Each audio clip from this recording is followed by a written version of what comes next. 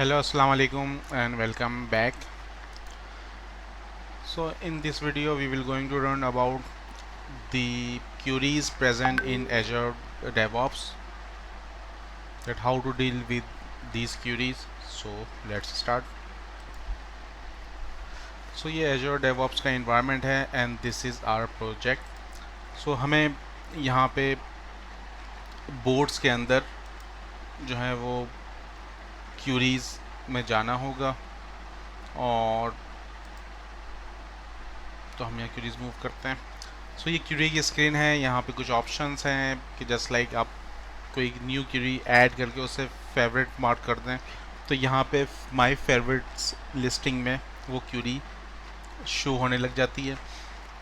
और मैं ऑल करता हूँ तो जितनी भी क्यूरीज मौजूद हैं वो सब यहाँ शो हो जाएंगी। सो हम न्यू क्यूरी क्रिएट करते हैं। सो ये बहुत ओपन है। इसके फ़िल्टर्स, आप जो भी फ़िल्टर सेट करेंगे आप उसके बेस पे अपना डिज़ायर्ड जो रिज़ल्ट है वो गेट कर सकते हैं। पर्पस क्या है क्यूरीज़ का?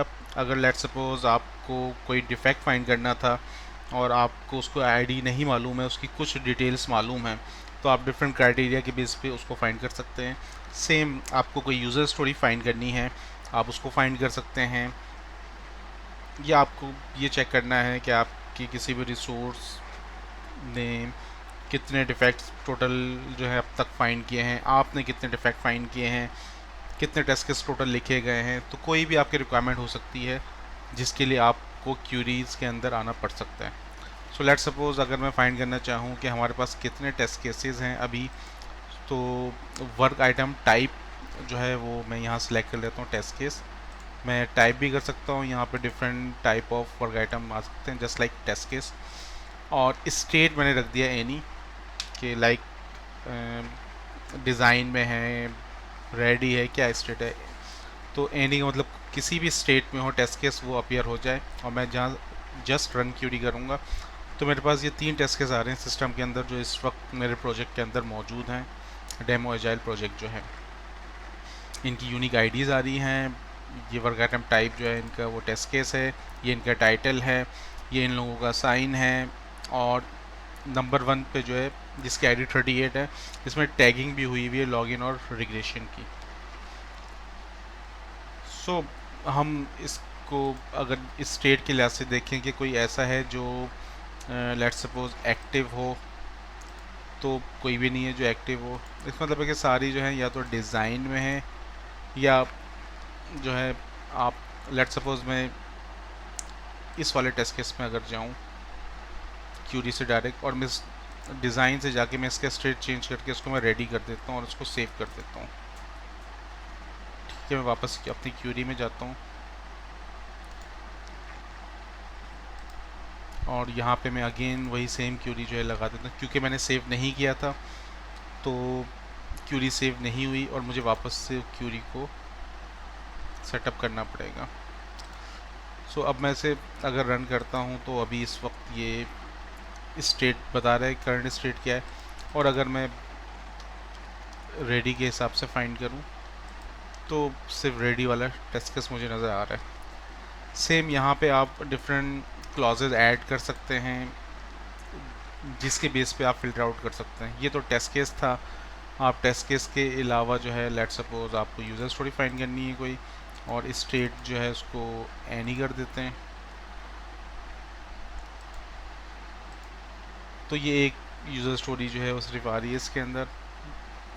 और अगर मुझे ये चेक करना है कि मैं वर्क आइटम टाइप एनी कर देता हूँ कि मुझे कितनी असाइन हुई हुई है, तो उसके लिए यूज़ करते हैं @me। तो मुझे अभी करंटली असाइन कोई भी नहीं हुई हुई है इस यूज़र के साथ। सॉरी, मैंने ये स्टेट में कर दिया है। सो इसको स्टेट तो मैं नहीं कर देता हूँ। मैं यहाँ मुझे क्लॉज ऐड करना पड़ेगा असाइन टू में @me दिस वन। सो ये लेकर आ जाएगा। तो ये सारे वर्क आइटम्स हैं जिसमें टेस्ट प्लान भी है, टेस्ट सुइट्स भी हैं एंड टेस्ट केसेस भी हैं। ये सारे जो हैं असाइनमेंट हुई हुई हैं और आप सबके स्टेट भी देख सकते हैं। सो ये क्यूरी जो है बहुत इम्पोर्टेंट एरिया है, और आप डिफरेंट क्यूरीज क्रिएट करके उनको सेव कर सकते हैं। और मैं इसको ये भी कर सकता था कि मुझे कोई वर्क आइटम टाइप जो है,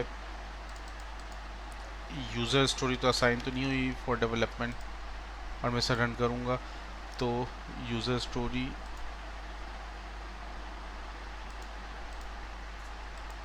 असाइन नहीं हुई हुई। और मैं अगर टेस्ट केस देखना चाहूँ तो टेस्ट केस जो है एक असाइन मुझे हुआ हुआ है। सो इसी तरीके से हम डिफरेंट क्राइटेरिया सेट कर सकते हैं। हम थोड़ा सा इनकी वैल्यूज़ भी देख लेते हैं कि क्या क्या हैं। ये ज़्यादातर वही ऑप्शंस हैं जो किसी भी वर्क आइटम की at the time of creation आप सेट करते हैं, या at the time of modification आप सेट कर रहे होते हैं। इसमें जस्ट लाइक असाइन टू हो गया, एरिया पाथ हो गया, एरिया आइट्रेशन हो गई। उसके बाद जो है चेंज, किसी ने कोई चेंज किया है तो उसके लिहाज से भी आप देख सकते हैं। आप डेट चेंज डेट के लिहाज से भी कर सकते हैं कि माइट भी आपको कोई ऐसा वर्क आइटम चाहिए हो, आप जो चाह रहे हो कि जो लास्ट 1 आवर में जो है वो चेंज हुआ हो, तो उसके लिहाज से भी हो सकती हैं। किसने क्रिएट किया है, कब क्रिएट किया है, उसकी डिस्क्रिप्शन क्या है, ड्यू डेट क्या है, किस बिल्ड में फाउंड हुआ था, आईडी पता है, किस बिल्ड में इंटीग्रेट हुआ था। तो ये डिफरेंट तरह के जो है वो फील्ड्स हैं। इसके बेस पे आप ये, मैं टैग के बेस पे भी कर सकता हूँ। जस्ट लाइक मुझे अगर लॉगिन के टेस्ट केस चाहिए खाली, तो मैं यहाँ से फाइंड कर सकता हूँ। मुझे लॉगिन नाम वाली यूज़र स्टोरी चाहिए, वो मैं फाइंड कर सकता हूँ। तो ये क्राइटेरिया कुछ भी मैं अपने लिहाज से सेट कर सकता हूँ। तो ये बहुत आसान सी चीज़ थी, लेकिन येट वेरी पावरफुल। एक बहुत इंपॉर्टेंट चीज़ है वो शेयर करना चाहूँगा क्यूरी से रिलेटेड, कि मैं जैसे इस क्यूरी को जो मैं सेव अगर कर लूँ, तो मैं इसका नाम दे देता हूँ, let's suppose test case assign to me. मैं इसको ओके कर देता हूँ। अब मैं माई क्यूरीज में जाऊँगा तो मुझे ये test case assign to me show हो रहा है। अच्छा, I will make another video on dashboards. So अब ये जो क्यूरी मैंने सेव करी है, it can be used in dashboard as well.